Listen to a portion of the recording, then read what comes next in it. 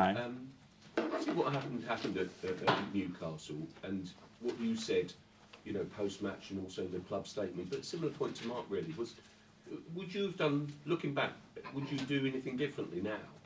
Do you, you know, when you consider what was said about what you said? Yeah. You know, do you learn lessons from that, or would you approach it completely the same or differently? I don't know, because what is the lesson? You have to say what other wants to hear, or saying that helps. It might it might not. But that's me, and I said what I felt in the moment and how I felt it. And you get criticized by being honest, and many other people, they fully agree with that. So you know that when you talk publicly, you're not gonna please everybody.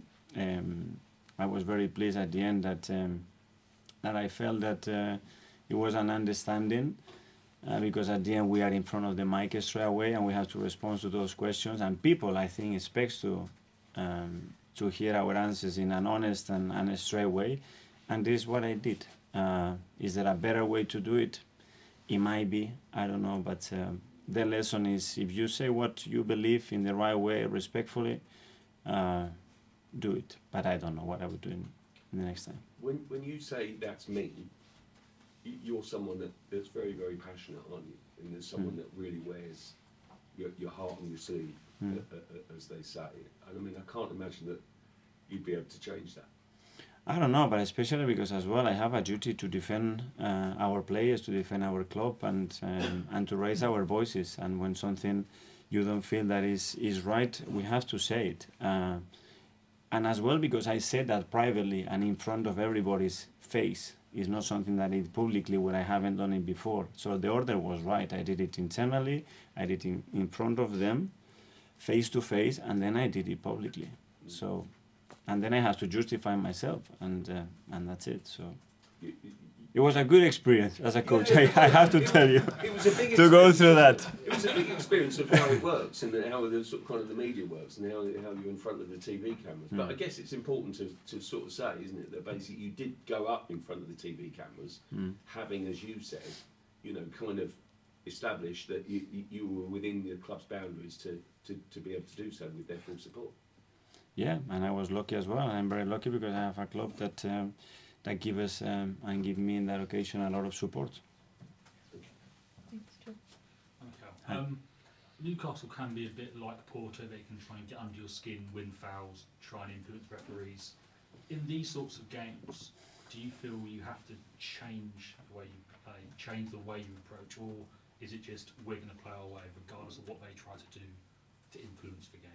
We always have to, there is a percentage in every game plan, in the behaviors that, or the way you want to play a game, that you have to understand the context of the game, and you have to slightly adapt to certain qualities or behaviors of the opponents, and it's no different against Newcastle. And are you any tempted to fight fire with fire? If you come up against a team that likes to do that, get under your skin, do you want to encourage your players to, you know, give some back rather than trying to just tell them to keep your emotions in check? Actually let them free. I think you have to control your emotions, that's for sure, because if not, you get dragged into a game that is going to take you away from what we want. But certainly, I've seen my team face very difficult opponents, very difficult situations, face to face, and we're not going to get away from that. Yeah, but you think they're mature enough to do that, to see what another team does and not get distracted by it? Yeah, but I don't know what mature is. Is that at the end using that in the right way and being intelligent to at the end get what you want. That's it. Okay, are your players mean and nasty? Nasty? Yeah. I don't know. Well, they are incredible players, that's for sure. And I think this team has got enough intelligence and enough experience to deal with many situations now. I think, as Simon said, people might look at the team and think, oh, they're nice guys. They seem friendly, very polite. You could take them home to dinner and everyone would be happy. But do you want them to have that kind of... Yeah, but when we play Liverpool at home or Man City after, you guys said it's incredible how they compete, how they go, how aggressive they are, this and that. And yeah, I don't know.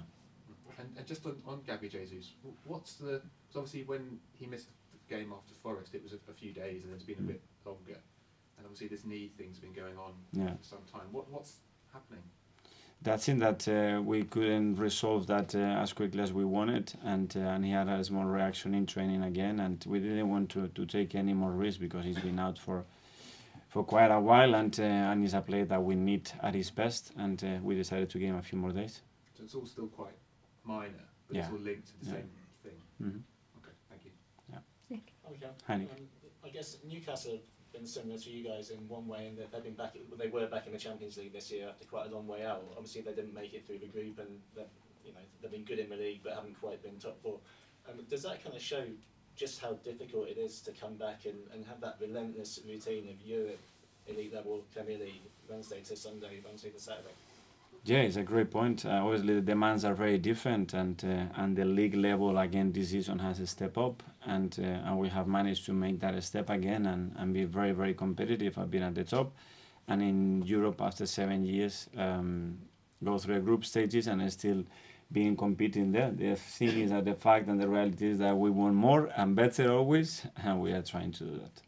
I know this sort of comes up every season, but are you okay with the turnaround Wednesday to Saturday? Would it be better if I would prefer to play Sunday or Monday. 100%, especially when you play away in Europe, but we know that that's not in our hands. Would you still push for things to be different? We already discussed that many times. At least we are not playing the 12:30 kickoffs that we used to do before. So there is some improvement. I think we can still do a bit more for our players. Hi, Mikel. Hi. Before the 6-0 win over West Ham, you've been beaten by the Hammers twice this season. In some ways, you're trying to do a similar job against Newcastle. How obviously they won 1-0 they won obviously last year. And there's an element of revenge and doing a job on them this time. Again, as I said, there is a story always there linked to the team that you are facing, and we have beat them twice. You know that they're gonna try to beat you in the third time, and you have to have another kind of preparation, sometimes mentally as well. But it's clear, and especially after what happened in Porto, and the desire of the players to make a statement now.